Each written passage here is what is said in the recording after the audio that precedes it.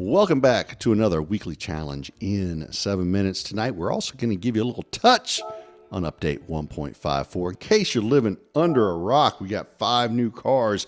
Let's just start it off right away with that. We got a 2020 Porsche 911 Turbo S. A beautiful car. 300,000 credits. Not cheap, but not too bad. Also got the 2023 Porsche Mission X, the all-electric car, super car at that, for 1 million credits. A little on the high end for an all-electric car, but hey, it's allegedly super. So if you're into those, grab you one. Then we got the 2018 Jimny Sierra JC for, well, only 20,000 credits, which if you ask me is 20,000 too many credits. They should just give it to you. They should be like, here, go have a Jimny, because come on, it's a Jimny. All right, and then on to the 1992. This is a used car lot. These other cars were in the dealership. In the used car lot, you will find the 1992 Ford Escort RS Cosworth that you can pick up for 147,100 credits, which is a lot for a Ford Escort. And why is that? Something to do with Haggerty, but who knows? Then we also got the big whopper in the Legends dealership, the 1955 Mercedes-Benz W196R. I assume that stands for race car.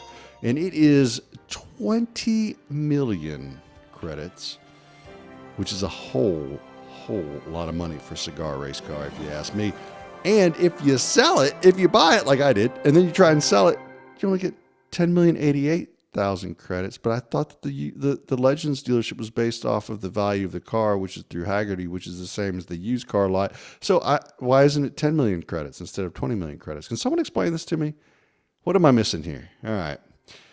I don't know, folks. Does not make me happy. I don't know why that thing's 20 million credits. Seems ridiculous to me. And then, also, did you notice the Legends dealership seems like it has more cars? I don't know. I didn't read the update notes. Maybe I should. But this is the weekly challenge in 7 minutes. I don't have time for the update notes. I'm trying to get y'all the weekly challenges here. All right, then we also got some new scapes. We got Colorado, some beautiful scapes in there. If you haven't seen them, they're really some nice looking ones. Colorado, gorgeous state here in the U.S. of A.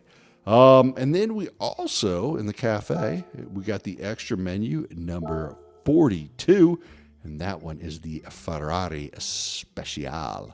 So if you've got all these Ferraris, you can get your beautiful photograph and a 6-star roulette ticket. Yeah, it's just good stuff. Pick that up if you haven't already, I guess. Go buy these Ferraris, the Ferrari F40, the Ferrari F50, the Enzo Ferrari, and you'll get it. Definitely worthy of that 6 credit ticket. Maybe not. I don't know. Then we got 3 new races. We got the Porsche Cup at Laguna Seca. We got the race of turbo sports cars at Mount Panorama. And we got the Jimny Cup at Grand Valley South. Now, on to the weekly challenges. Not going to waste a lot of time on this challenge. Pretty simple race here in the Jimny at Grand Valley. And I decided to go with the Jimny Sierra JC, the new one, and I just threw the big honking it's not supercharged, turbocharger on it and put it back on track. So that put my PP at around 400. I don't know why that's so funny to me. Anyway, put my performance points right at about 400 with the Sport Soft tires on, and that was ample to get past the AI. And quite honestly, the Jimny wasn't that terrible here. It actually handled okay. I mean, it's a little weebly wobbly, but other than that, you'll be fine. Just shove your way past P1 like I did here on lap number 2, and then take home first place. Just like that. That's all you got to do. And then you'll need about a 4 minutes and 48 seconds to win this race to get your 47,000 credits and your 100,000 credit bonus ticket. On to weekly challenge number 2. It is the Japanese Clubman Cup 550. This race is at Tokyo Expressway South Counterclockwise, and that is a lot of syllables. That's right. Sometimes I like to put the wrong emphasis on the right syllable, something like that. Didn't feel like doing a whole bunch of tuning since I had so many races to do, so I decided to go with the 2020 Honda Civic Type R Special Edition because no tuning required. Pre-tuned by Honda. Yay, me. Jump in it. Let's go. Let's see how it does.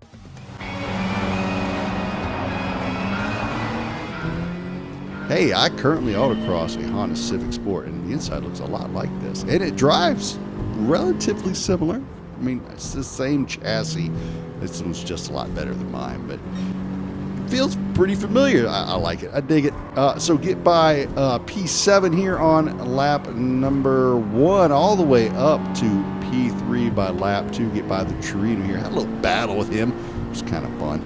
Now we got to chase down the NSX, and I catch him at the docks, and I give him a little push to pass because, well, I need to catch up to P1 before the end of this lap. And I do so at the hairpin. Give him a body block down the inside. Don't let him get to the hairpin. And then I just drive him out to the wall. That is dirty racing at its best. But I'm in a Civic Type R, and that's a Supra. I spin to win. How you like me now? Look at that. P1 in the Honda Civic Type R.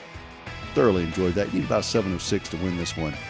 And you get 20,000 credits or 1,000 of these races to get the cigar car, the Mercedes. How about that? On to challenge number 3, the World Touring Car 600. This one is at Circuit de Barcelona-Catalunya Rallycross layout. That means it is dirt tire racing time. And what did Grady go with? Well, race fan, if you guessed the Celica GT4 rally car, you would have guessed right. And, well, of course, it needs dirt tires because it's a rally car. Why you can't just put your car in the race and select the dirt tires automatically, I have no idea. Anyway, standing start. Don't forget to put your differential on about a 40-60 front to rear split because if not, you'll find out that the car's a little hard to drive. Don't ask me how I know that. But look at the positions I pick up here. Man, I'm just putting them in the rear view mirror here at the start. Brake right here before you get onto the dirt. Send it down the inside. Keep it tight and tidy here on the right-hander, and you'll just pass cars left and right away into P4, and then send it down the inside on P3 to take that position. And now I can focus on the top 2. Then send it down the inside on the right-hander coming off the dirt onto the tarmac to take over P2, and then right before the final turn, down the inside on the Impreza, force him out to the wall. Grady's signature move against the AI, and that would be good enough for me to get P1, but I couldn't get my spin in on time because, well, I'm getting old. My reflex so was fast, and I came around the corner, and there was a finish line. Just didn't have time. All right, need about a 5-12 to win this race. Get your 45,000 credits and your 200,000 bonus ticket, or 1/100th of a Mercedes cigar car. On to weekly challenge number 4, the Porsche Cup. Really enjoyed this one. This one is at Autodrome Lago Maggiore, the full course. It is 5 laps, and you pick your Porsche. And I decided to go with the new 911 Turbo S 2020 version, aka the 992 Turbo S. And I put it out there on sports medium tires. That's what fit within the PP ratings. Sports Soft just put you over that 650, so you couldn't fit in there. All right, so one thing to remember in the 911 Turbo S is this car is really, honestly, probably as fast as a GR3, Group 3 GT3 race car. The turbo is wicked fast, so remember to brake early enough. Don't forget, this is a very fast car, but surprisingly playful. You can feel the weight of this car. It is not a Group 3 car. It is not the GT3 RS. It is the 911 Turbo S, more of a luxury sports car, I guess you would say. But very, very quick, very fun to drive. Like I said, you do feel a little bit of the weight, but it's not crazy. It still is a bit of a controllable animal, I guess you could say. So catch up to P3 here, P2 late lap 5. Scurry on by him, finally catch up to P1, and then able to take the victory, but just by the skin of my teeth. Made a few mistakes there on lap 4. Probably should have had the lead end of lap 4, but just drove the car a little too hard. Fun car. I think you'll like it. Give it a try. The new Porsche 911 Turbo S. Really good stuff. Need about a 1058 to win this race and get your 70 80,000 credits. On to the final challenge of the week, a special event at the 24 Hours of Le Mans racetrack, no chicane, in the old Group C cars, and I went with my old favorite, the Nissan R92 CP. I know it's not the suggested car, and it maybe not be the fastest. I have no idea. But they do allow tuning in this race, and there are some things you can do.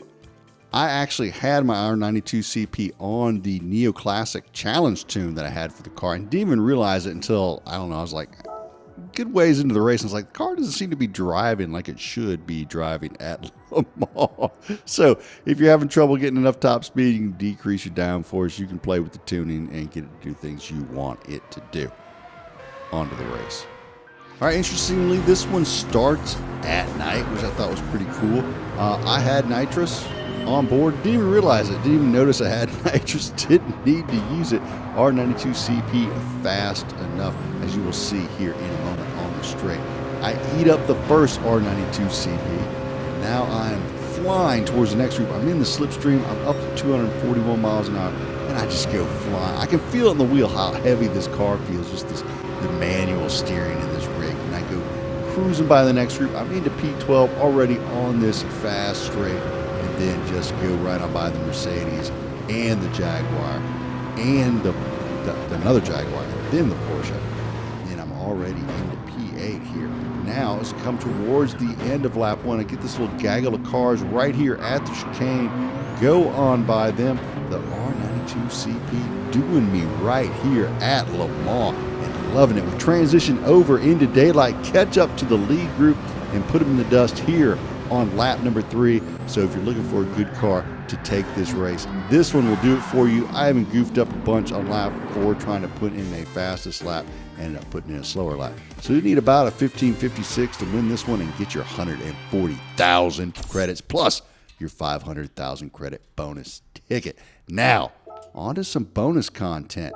Let's look at the new races. We got the new Porsche Cup at Laguna Seca, and I saw an opportunity to compare the 911 GT3 RS to the Porsche 911 Turbo S. So I jumped on that opportunity. And I got to tell you, I like both cars in different ways. The 911 Turbo, more raw horsepower feeling.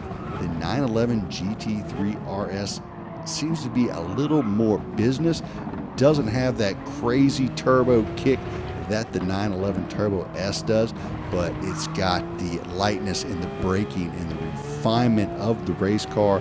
Seems to be set up not to kill you, so to speak. As I'm coming through here, for instance, in the corkscrew, very controlled. It's just, it's an easy car to drive, but I felt like the Turbo S was more playful. In other words, I felt like I could hang out the rear end a bit more on the Turbo S than I could get away with on the GT3 RS. It seemed to want to push more. But I love both cars, love this car a lot, and took the victory in it. You will need about a 752 to win this one and get your 80,000 credits. On to the bonus race number 2, Race of Turbo Sports Cars. This one at Mount Panorama. And you'll need a turbocharged car of 700 pp or less. So I dug deep in the vault this time. I went for something you may not even think of trying, which is the Nissan Z car.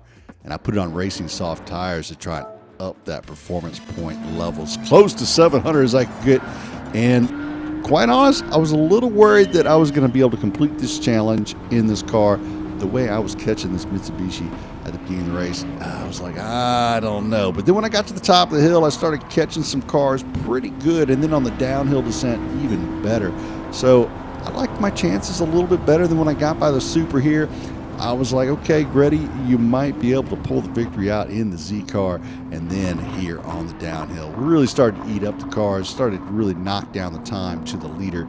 And the car, it felt spongy. You had to be really careful on the brakes. If you were going downhill or in a corner, you smashed on the brake pedal too hard, it wanted to dart off in that direction that you had your wheels pointed. Almost like the ABS didn't work. That's kind of what it felt like. But yeah, it was was decent enough to win the race. I took home the victory, and I mean, what can I say? It's a Z car. It drove about like what you would expect it to. And of course, I missed the victory spin because they don't put the flag man at the finish line at Mount Panorama. What is going on with that? Put the flag man at the finish line.